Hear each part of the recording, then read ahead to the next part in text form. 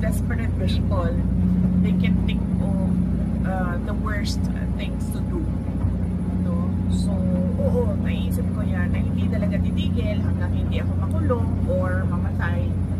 Yun na lang naman talaga ang dalawang hindi pa nila nagagawa sa ngayon.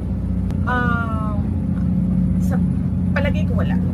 Palagay ko walang kinalaman yung mga candidates ni Marcos sa Davao City sa pag-file ng case.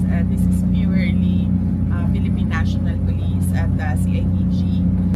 Isa yun sa mga strategy ng national na mapagsakin yung pamilya namin. If we look at the bright side of things, buti na yung lumabas siya ngayon para yung mga tao informed decision yung pagpili nila ng kandidato.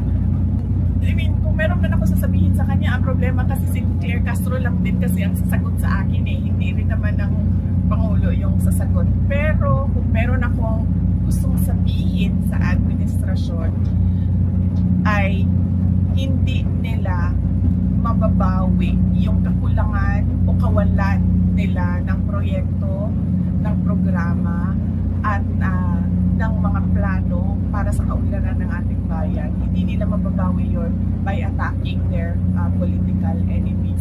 Kasi nararamdaman ng mga tao yung gutom, yung kahirapan at lahat na problema ng bayan. Hindi naman gusto ng mga tao na atakihin nila yung kalaban nila sa politika. Ang gusto makita ng mga tao are development projects at kapayapaan at kaunlaran.